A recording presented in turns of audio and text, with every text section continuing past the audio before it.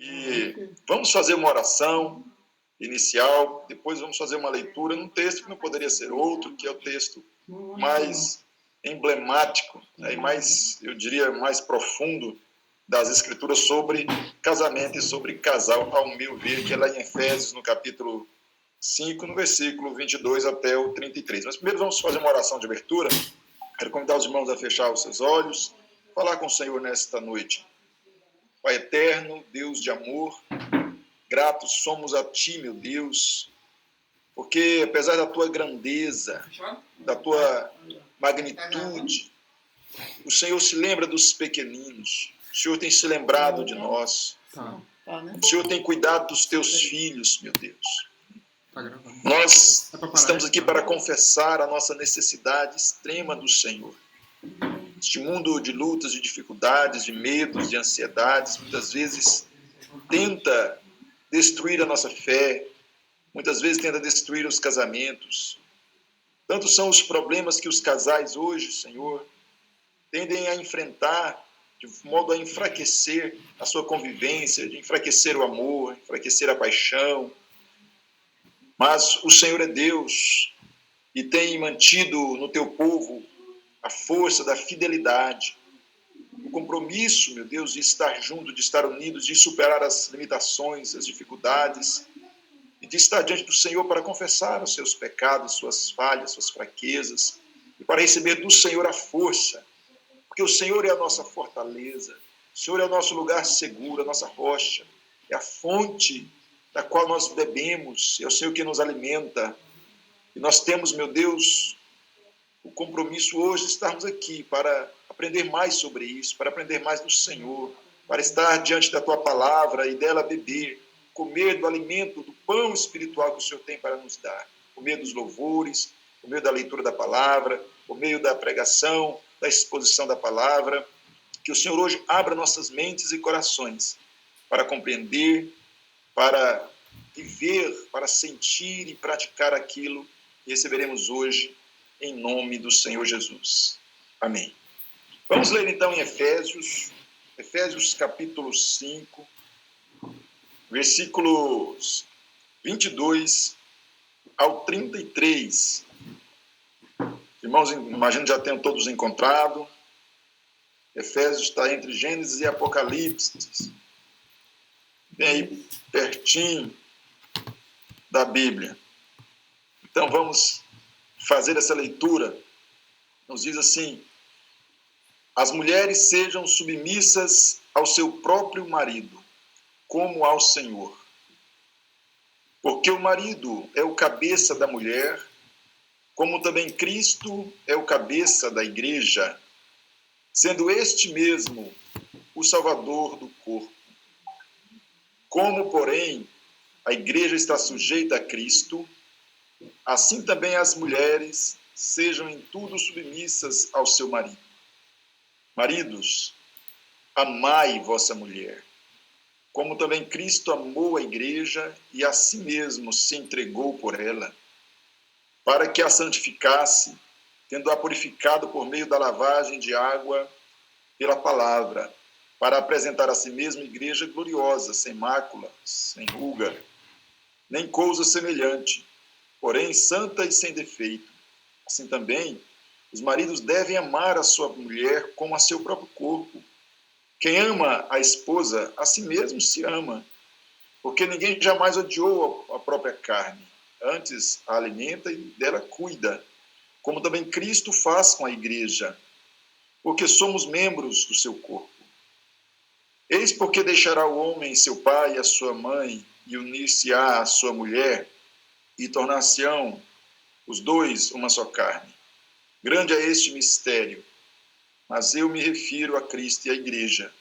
Não obstante, vós, cada um de per si, também ame a sua própria esposa como a si mesmo, e a esposa respeite ao marido. Vou pedir à minha esposa, que está aqui do lado, para fazer essa oração, por essa porção da palavra. E logo após, o pastor Juliano Sócio vai nos prestigiar e nos abençoar, assumindo o louvor. Senhor Deus, nós estamos aqui, meu Pai, porque nós queremos aprender de Ti, aprender da Tua palavra.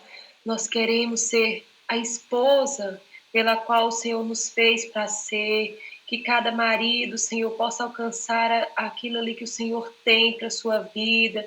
E o nosso casamento, nas nossas casas, Senhor, possam ser lares para o louvor da Tua glória. Que as pessoas possam olhar em nós, no nosso casamento, nas nossas casas, o Senhor, ver o brilho do Teu Espírito Santo, meu Pai, enxergar em Ti a salvação, Senhor, enxergar em Ti o respeito, enxergar nas nossas casas, Senhor, que o Senhor habita ali e o Senhor tem feito diferença nas nossas vidas a cada dia, meu Pai. É isso que nós te pedimos, nós queremos ser melhores a cada dia, em nome do Senhor Jesus. Amém. Amém.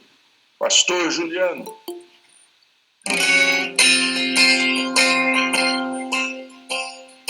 Rei exaltado dos céus, eu louvarei. Rei exaltado, para sempre exaltado, Ele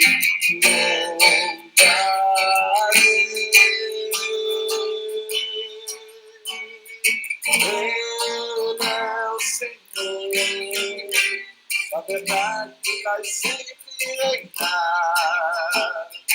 Terra e céus glorificam seu santo nome. Ele é exaltado, vem exaltado no céu. Ele é exaltado, vem exaltado no céu. Canta junto, vai. Eu louvarei, Ele exaltado, para sempre exaltado, Senhor.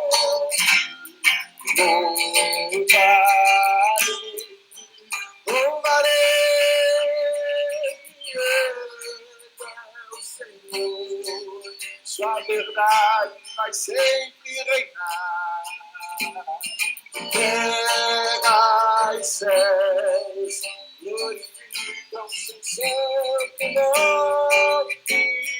Ele exaltado, ele exaltado no céu. Glória pra sempre ao poder de Deus. Aleluia, raiz da vida. Aleluia, e a letra, hein? A raiz da vida que venceu e abrirá o céu, a terra e o mar. O céu, a terra e o mar. E tudo que ele já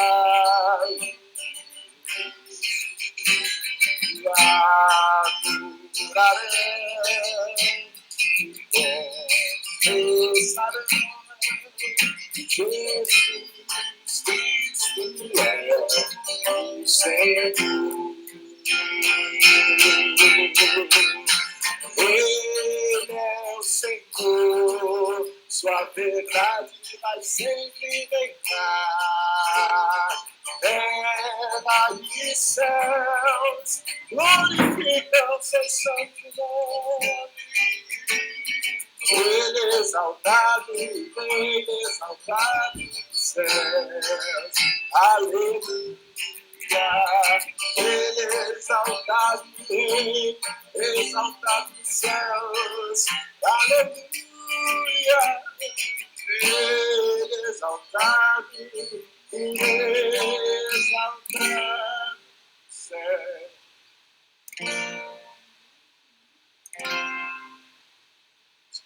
Nosso Deus é exaltado, digno de ser louvado. E que alegria poder participar desse tempo com os irmãos. Vamos cantar Grande é o Senhor. Grande é o Senhor, digno de louvor. posso ter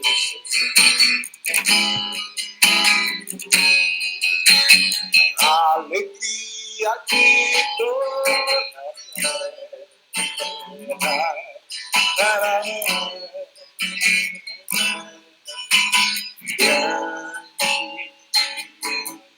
é o Senhor em quem nós temos a glória. Nos ajuda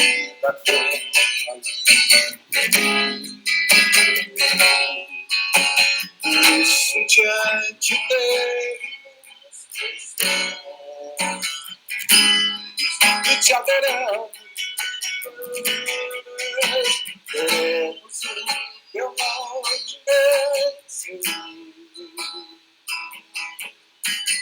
e agradecer-te por tua obra em nossas vidas.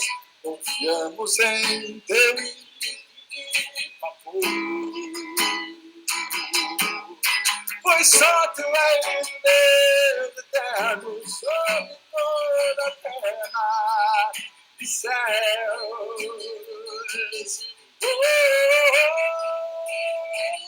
Pra te adorar, ó Rei de Reis, foi que eu nasci, ó Rei Jesus. Meu prazer é te louvar, meu prazer é estar nos atos do Senhor, meu prazer é viver sendo casa de Deus, onde tudo amor. Quem lembra dessa aqui, ó? A Ele a glória,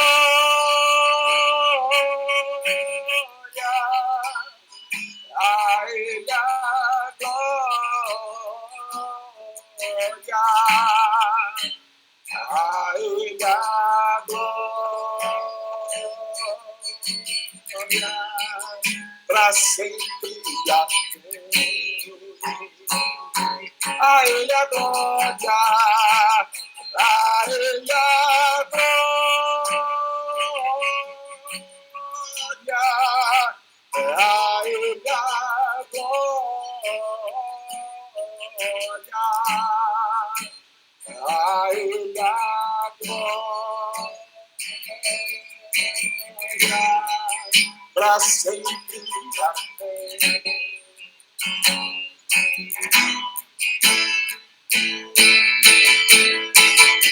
Eu encontrei teus altares, Senhor, e Deus meu. Eu encontrei teus altares, Senhor, e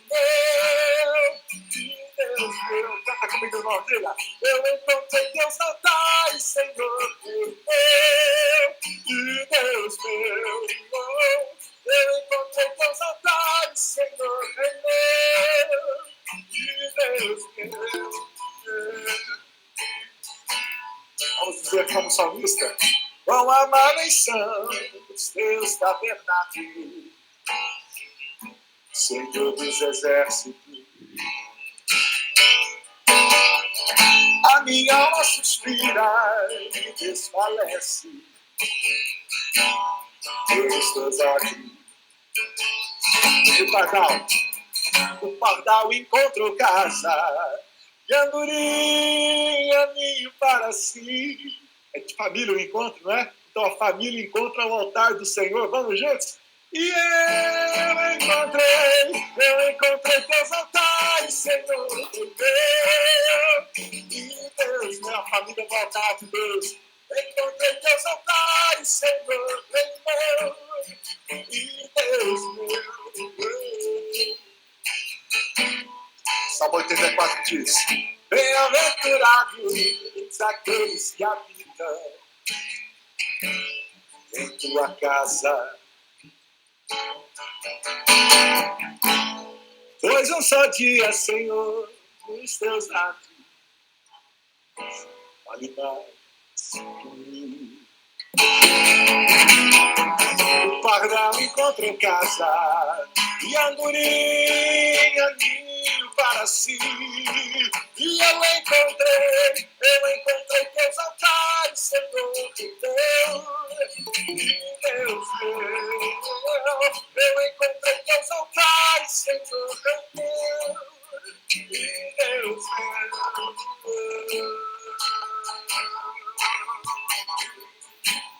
Pois o Senhor é só e escudo, dá graça e glória, promessa da palavra do Senhor. Não negará bem algum aos que vivem, amém, Senhor, corretamente.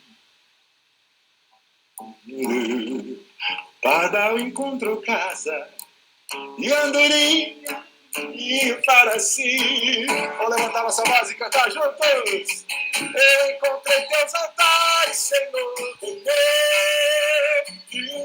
meu. Eu encontrei teus altares, Senhor, Deus meu.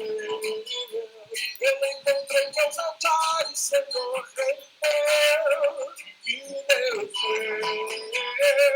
Eu encontrei teus altares, Senhor, Deus meu.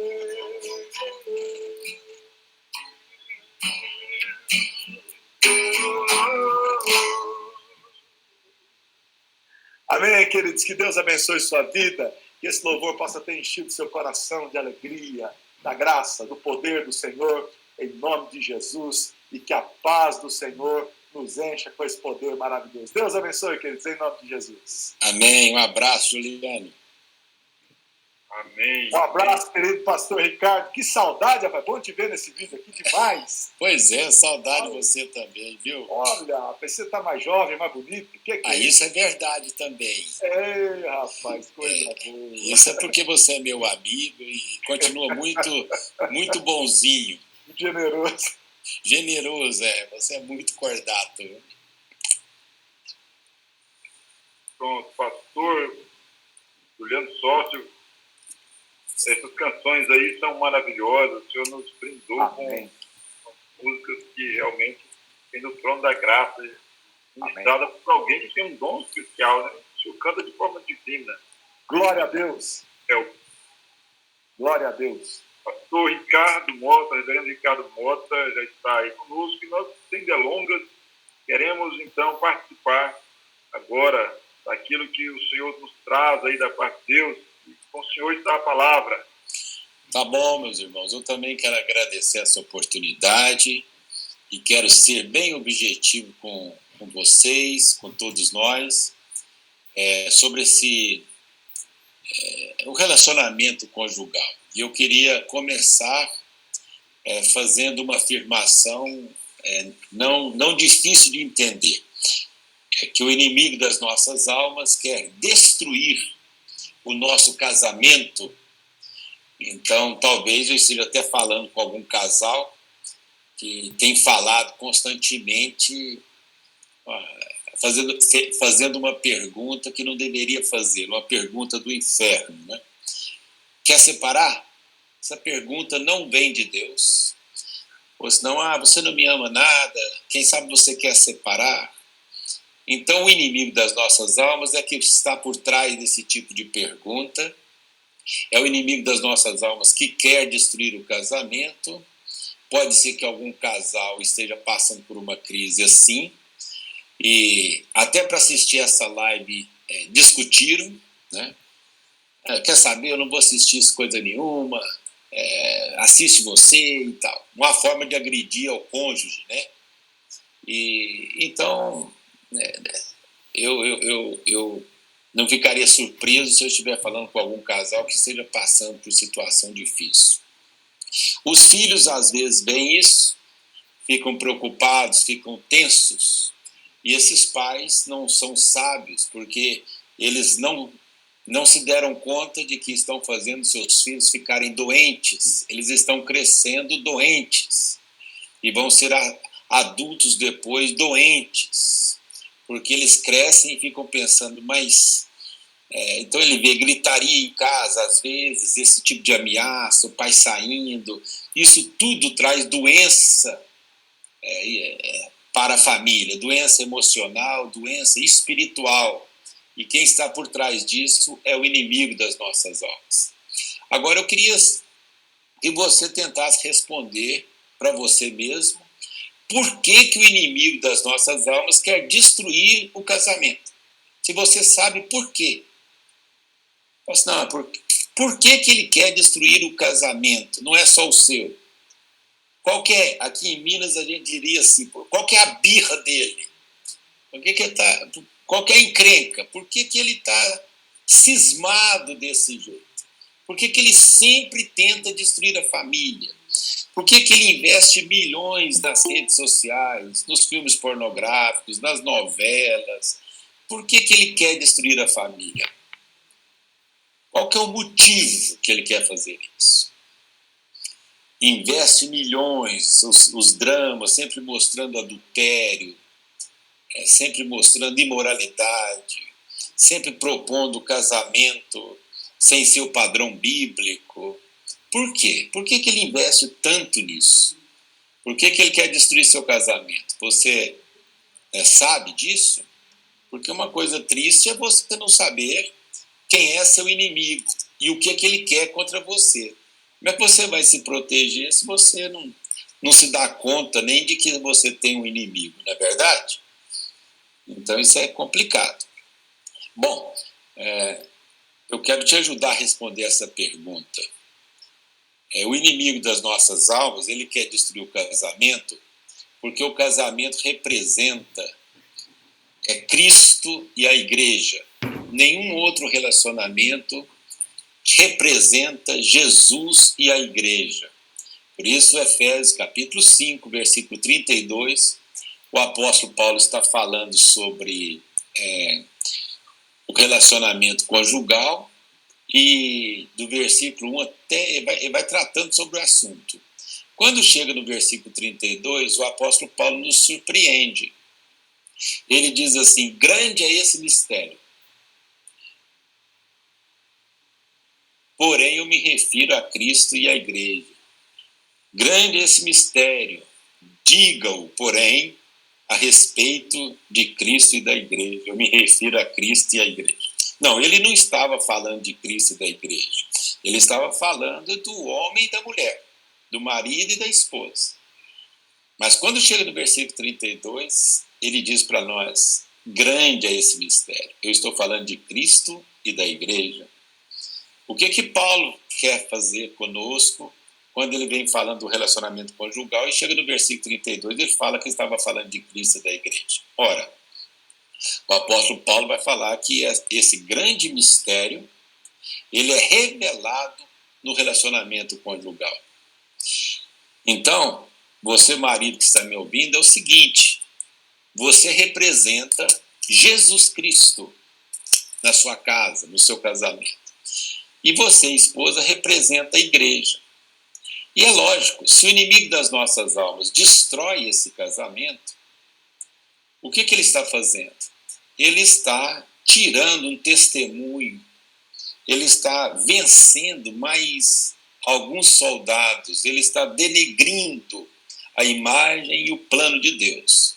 Então ele sabe que o tempo dele está próximo e ele tenta fazer o estrago que ele sabe que pode fazer. E o grande estrago que ele pode fazer é quando ele vai no casamento. Por quê? Porque o casamento representa Cristo e a igreja. Então, esse mistério é revelado. O casamento, por si só, é um trabalho missionário. Então, você e a sua esposa, sem falar nada, só de estarem casados, vocês estão fazendo uma obra missionária. A sua casa é uma agência missionária sem você falar nada. Por quê? Porque o casamento foi instituído por Deus para revelar o mistério. Que mistério é esse? De um Cristo que se relaciona, de um Deus relacional. E quem é que revela que Deus é um Deus pessoal e um Deus que se revela de forma pessoal? O casamento. O casamento. Nenhum outro relacionamento interpessoal tem esse mistério ou revela esse mistério. Quem revela é o casamento instituído por Deus. Você pode ler isso na Bíblia de capa a capa. Deus se coloca como sendo o marido e a igreja, o seu povo, como se fosse a sua esposa. Está na Bíblia de capa a capa. Deus se coloca, usa Oséias, por exemplo, e o relacionamento conjugal dele para falar que ele era como se fosse o marido traído. Ele, em Jeremias, o profeta descreve o casamento de um homem que encontra uma criança e vai cuidando dessa criança até que ela se transforma em mulher, aí ele casa com ela, ela tem filhos, aí a metáfora é Deus e seu povo. Quando alguém adora um outro Deus, a Bíblia diz que ele está cometendo um adultério espiritual, porque Deus é o marido e a igreja é a esposa. Isso vai de Gênesis a Apocalipse. Quando chega no Apocalipse 19, versículo 7, por exemplo, diz assim: regozijemo-nos e alegremo-nos e demos-lhe glória, porque vindas são as bodas do Cordeiro e já a sua esposa se aprontou. Então a Bíblia é um livro romântico. A Bíblia é um livro de amor, de romance, de capa a capa. E, de forma especial, um livro totalmente dedicado só a isso, que é o livro de Cantares. Mas o que eu gostaria, então, de falar para vocês sobre esse relacionamento que revela um mistério? O relacionamento, ele revela o mistério porque nenhum outro relacionamento é como o relacionamento conjugal por causa de um detalhe fundamental, que é o relacionamento sexual. Esse é o detalhe. Por que um relacionamento homossexual é condenado na palavra de Deus?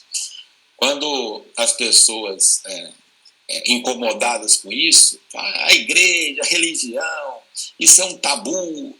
Por que a igreja, por que quem conhece a palavra de Deus é contrário ao relacionamento homossexual? Aí as pessoas falam assim, eles falam de Jesus, que Jesus é amor, mas não acredita que um homem pode amar outro homem, uma mulher amar outra mulher? Isso é um equívoco. A questão não é essa. Isso é uma questão das pessoas. Elas podem até amar. A gente não questiona se esse amor é verdadeiro ou não. Não é essa a questão. A questão não é amor. A questão é porque a palavra de Deus estabelece relacionamento de intimidade sexual para o homem e para a mulher no relacionamento de compromisso por causa do significado espiritual que tem. O homem representa Jesus e a mulher representa a igreja. Então, por isso que um relacionamento, quando ele não é oficial, para dar testemunho, ou quando ele não é entre um homem e uma mulher, esse relacionamento ele não glorifica a Deus. É essa a questão.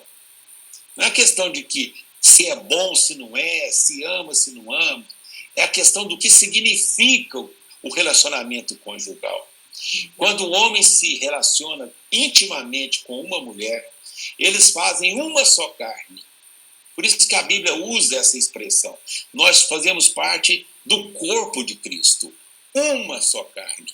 A igreja, quando o relacionamento conjugal ele glorifica a Deus, do homem como a mulher, tendo compromisso, porque eles estão revelando o mistério. Que mistério que eles estão revelando ao mundo? Estão revelando o mistério de um Deus relacional, de um Deus que se relaciona conosco. Isso é tão profundo que quando a palavra de Deus vai falar sobre o relacionamento de um homem com a sua esposa, a palavra usada, o verbo hebraico, é o verbo iadar.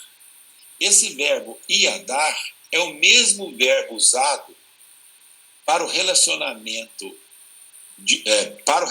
do homem com a sua esposa, falando intimamente, sexo. O mesmo verbo é usado para descrever o relacionamento de Deus com a igreja. O mesmo verbo iadar. Por exemplo, conheçamos e prossigamos em conhecer a Deus, ao Senhor. Esse verbo iadar significa conhecer.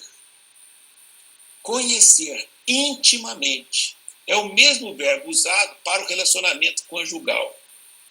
A intimidade do Senhor é para aqueles que o buscam, aos quais ele dará conhecer a sua aliança.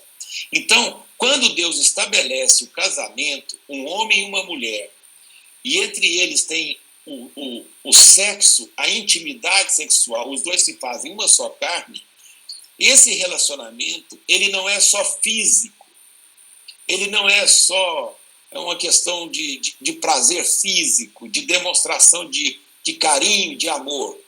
Esse ato, ele é espiritual também, principalmente espiritual, porque eles estão revelando o mistério de Cristo e da igreja. É o mesmo verbo, a mesma expressão. Por isso que o adultério, quando a pessoa adora um outro Deus, ele está cometendo um adultério. Por quê? Os mesmos valores para que um casamento glorifique a Deus são os mesmos valores que a igreja tem que ter para com o seu Senhor. Fidelidade, cumplicidade, amor, todas, e inclusive intimidade, e principalmente intimidade. Então, meus amados, o casamento, o inimigo das nossas almas quer destruir o casamento, porque o casamento ele é missionário. Quando os jovens vão se casar e me procuram para agendar o casamento, a pergunta que eu faço é: por que vocês querem se casar? Aí eles se olham e respondem: porque a gente se ama. Eu falo: que bom, mas por que vocês querem se casar?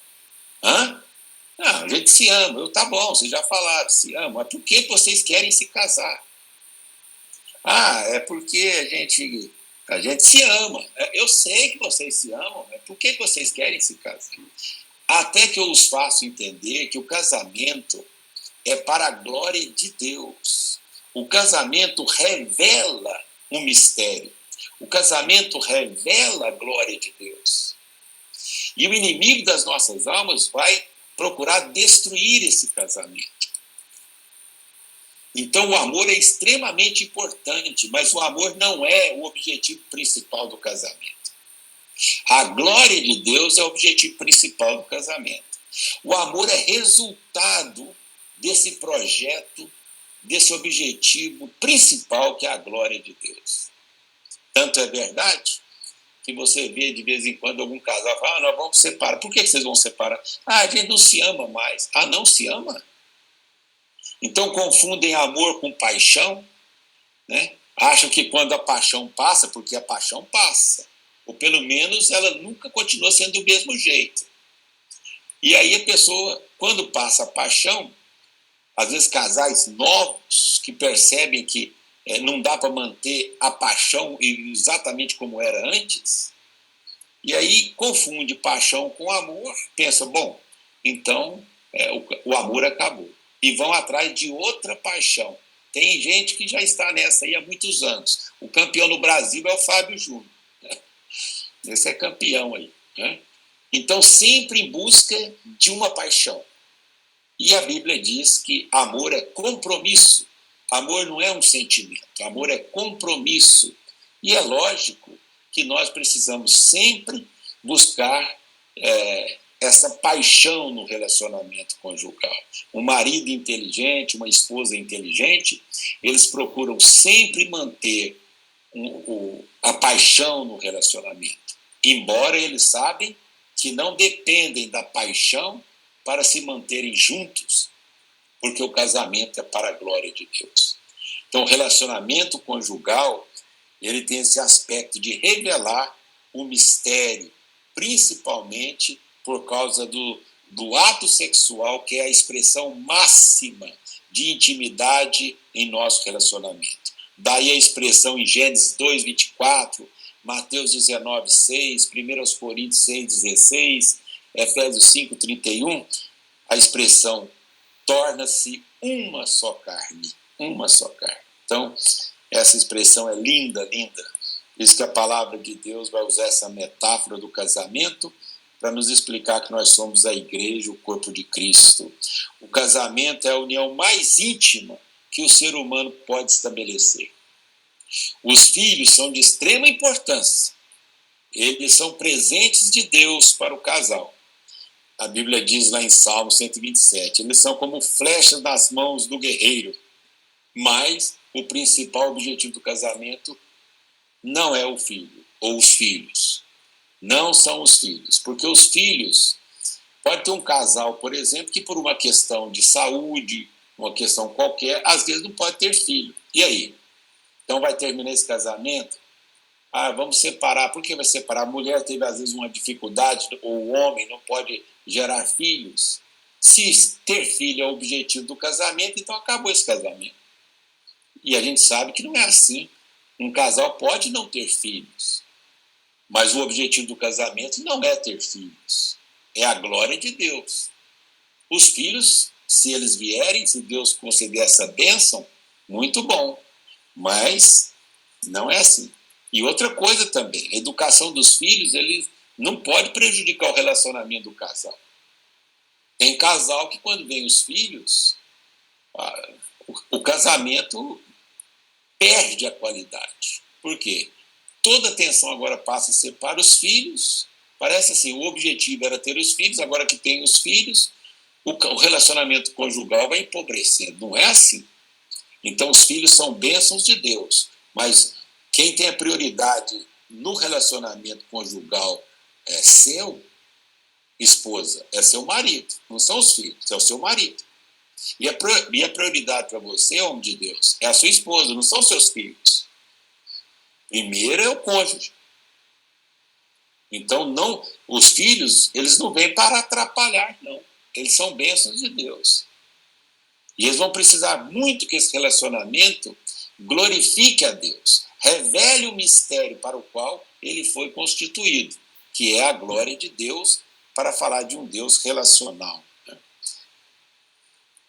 Então, a melhor maneira de ter felicidade no relacionamento conjugal é seguir os parâmetros bíblicos. Então, se a gente entende que esse verbo iadar significa conhecer, intimidade, e que ele revela o relacionamento de intimidade entre nós e o Senhor, aí vai tudo mudar nesse casamento. Então, o casamento, ele revela a glória de Deus. Por isso que o inimigo quer destruir seu casamento. Então, se porventura você tem falado aí em separar, você pode saber que isso aí não vem de Deus. Vocês comecem a orar e falam assim, olha, é o seguinte, nosso casamento é para a glória de Deus. Vamos buscar a glória de Deus que nós vamos ser felizes. Agora, se o marido acha que o objetivo é ele ser servido, é a esposa tratar ele como se ele fosse um reizinho, ou ele tratar ela como se ela fosse uma rainha, que tudo bem, você está satisfeita? Quer dizer, é lógico que a gente quer a satisfação do cônjuge, mas o objetivo do casamento não é a gente ser servido. O objetivo do casamento é nós glorificarmos o nome do Senhor e expressarmos o amor de Deus pela igreja. Nós precisamos expressar esse amor dentro da nossa casa. Por isso que a Bíblia diz, e o pastor leu no início, né?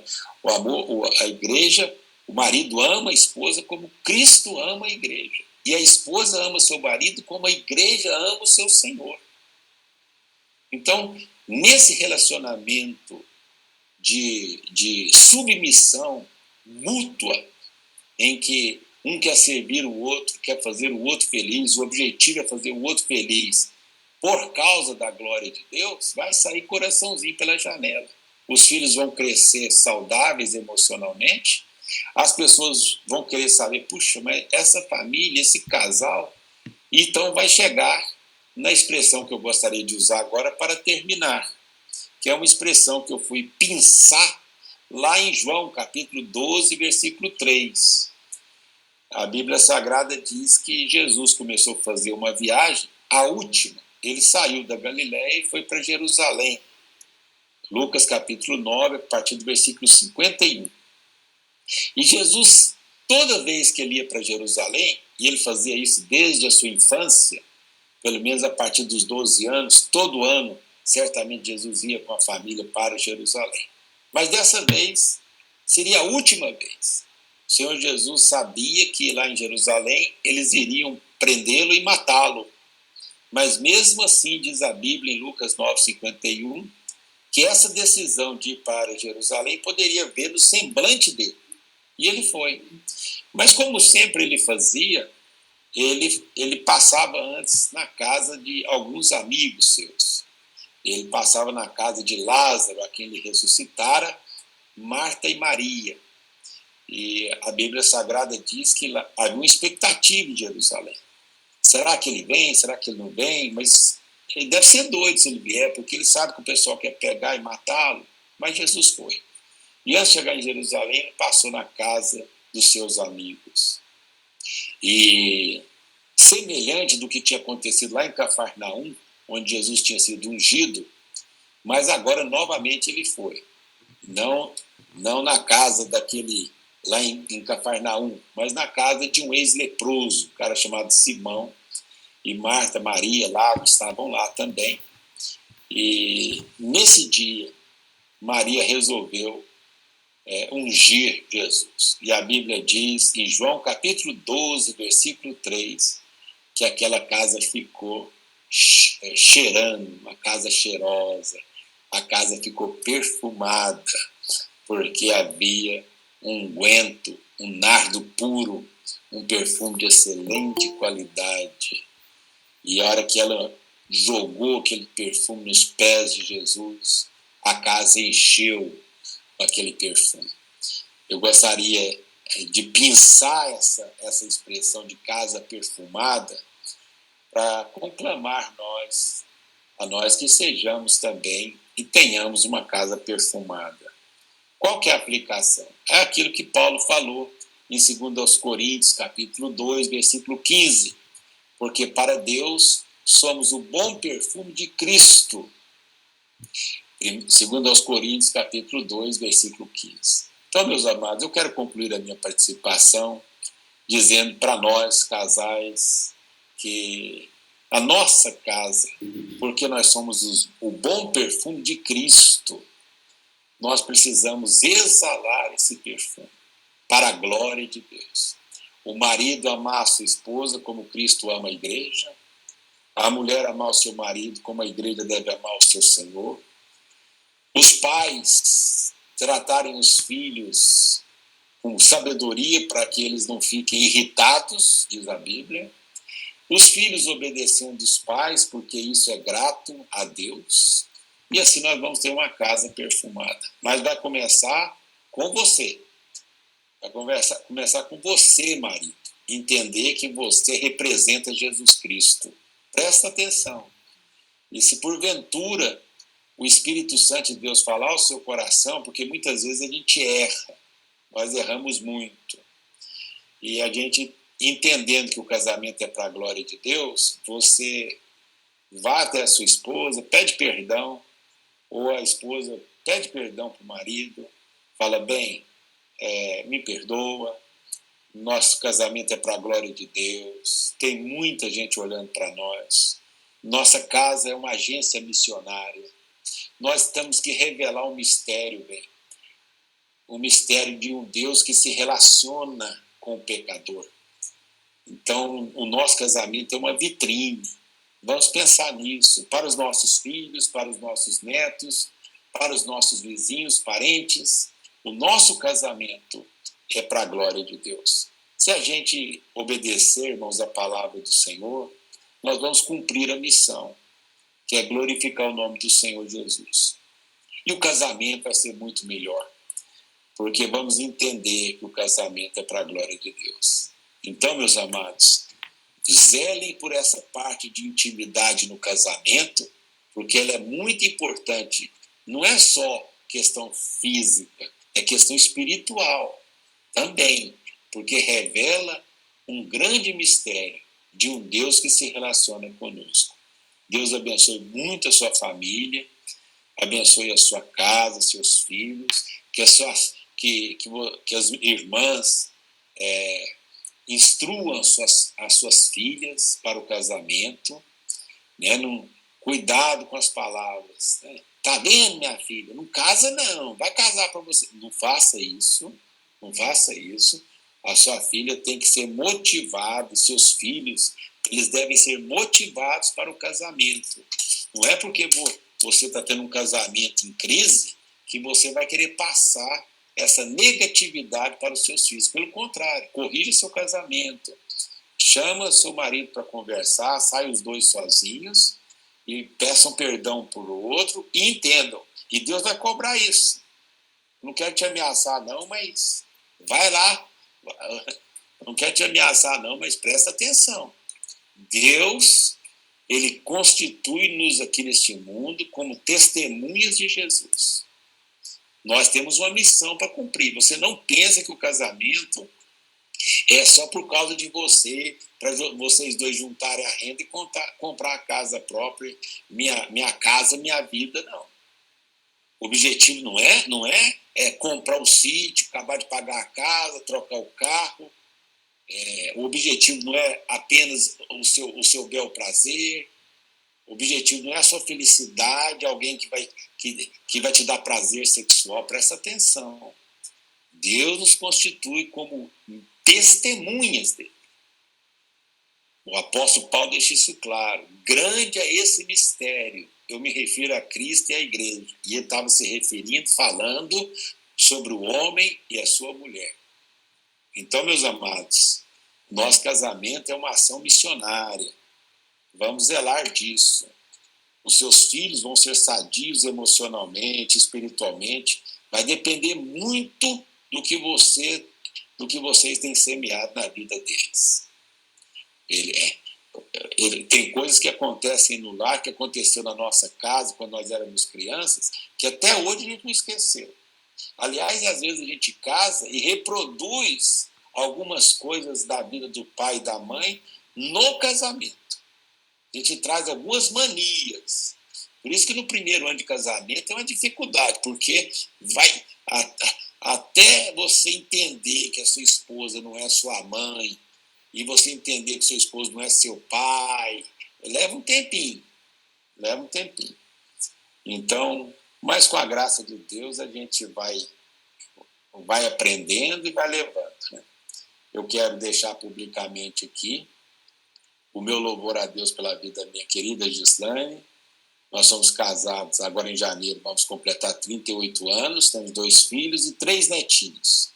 Eu quero deixar aqui para vocês publicamente a minha declaração de amor à minha esposa. E que ela chegou aqui e está ouvindo agora, tá bom? Deus abençoe vocês, tudo de bom. Sou Ricardo Mota, palavra maravilhosa, muitíssimo obrigado. Eu quero passar a palavra para o irmão Marcelo, representante do nosso PH, que vai fazer aí o fechamento do evento. E não sei se você vai passar também para o pastor Cláudio no final, mas fica a critério dele. Tá com você, Marcelo. Boa noite, meus queridos.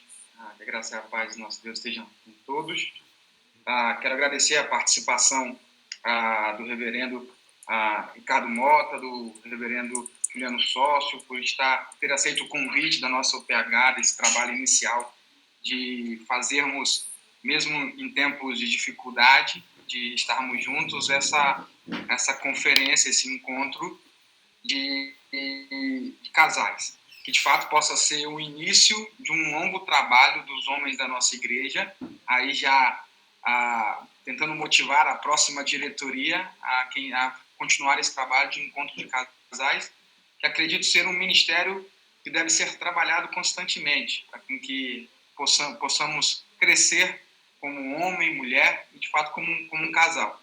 Agradeço a diretoria da UPH aí, que vem levando nesse último mês o trabalho aí da UPH, conduzindo brilhantemente aí as nossas programações. Infelizmente, sábado passado não houve a programação, houve uma dificuldade de conexão com o nosso preleitor, mas tudo conforme a vontade de Deus. Gostaria também de agradecer ao nosso pastor, que sempre tem nos acompanhado, o pastor Cláudio, que tem nos ajudado e auxiliado aí no trabalho dos homens da nossa igreja. E aproveitar também o momento para convidá-los provavelmente dia 12 de dezembro, nós estamos encerrando os trabalhos da UPH esse ano, com a participação do reverendo Heber de Campos Júnior.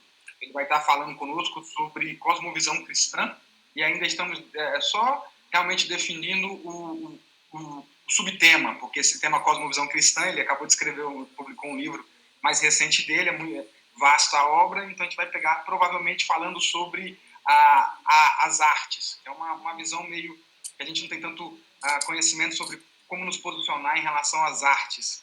Então provavelmente será isso. Então já deixo já o convite para todos, iremos passar nas redes sociais, nos grupos da nossa igreja. Aqui há pessoas conosco, aproximadamente entre casais, pessoas solteiras, aqui quase 50 pessoas. Agradeço a participação de vocês.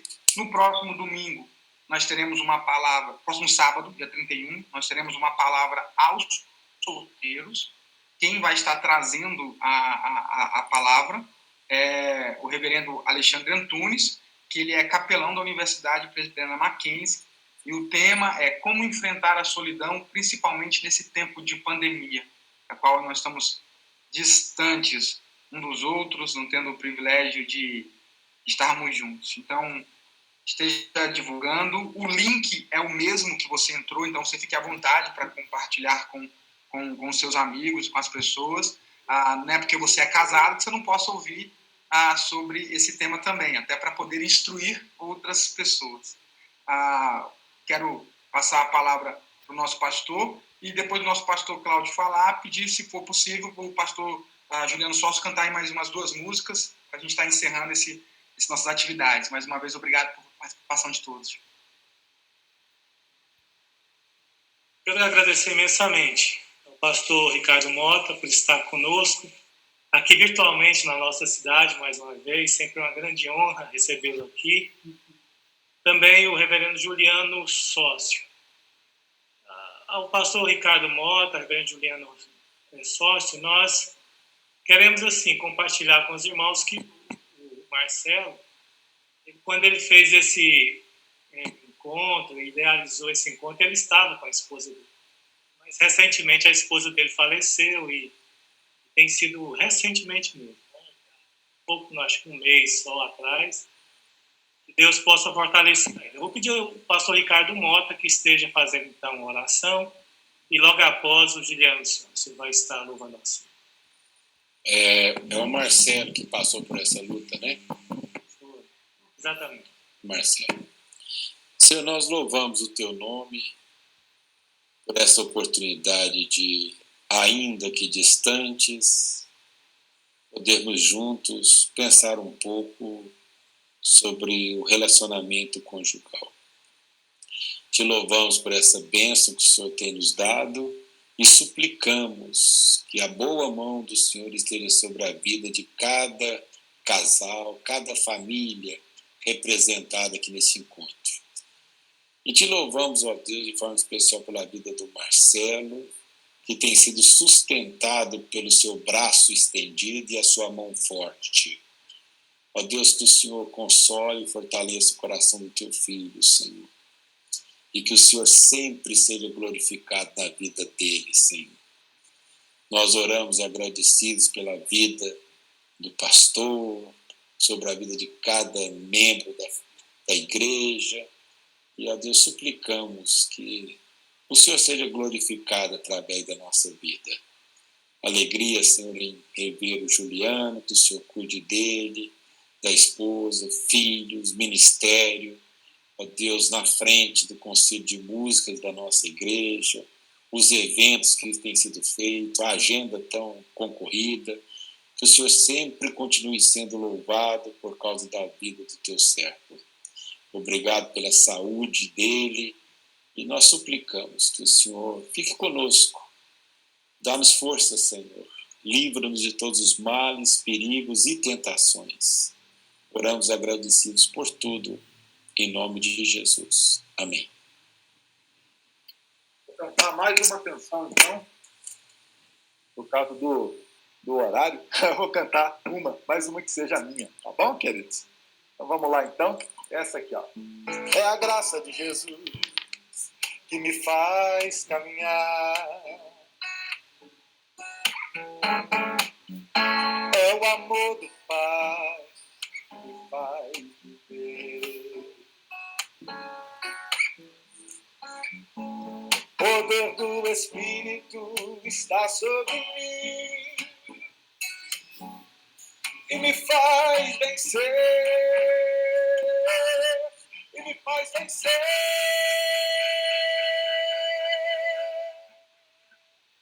Não há nada no mundo maior que o meu Deus. Todo o universo está em suas mãos. Ele é o Alfa e o Ômega. Seus olhos de graça, os seus olhos de graça estão sobre mim. Ele se importa, me conhece bem. Ele é o Deus da minha vida. Não há nada no mundo, não há nada no mundo maior que o meu Deus. Todo o universo está em suas mãos. Ele é o Alfa e o Ômega. Os seus olhos de graça, os seus olhos de graça estão sobre mim. Ele se importa e me conhece bem. Ele é o Deus da minha vida, da minha vida. Vida, o Deus da minha vida. Vida.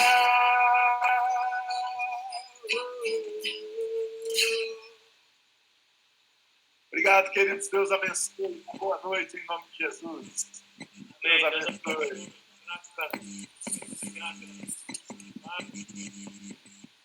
Deus abençoe. Obrigado, viu, meu irmão, pelo convite honroso. Muito obrigado pela presença. É um imenso prazer em servir. Um abraço à turma aí.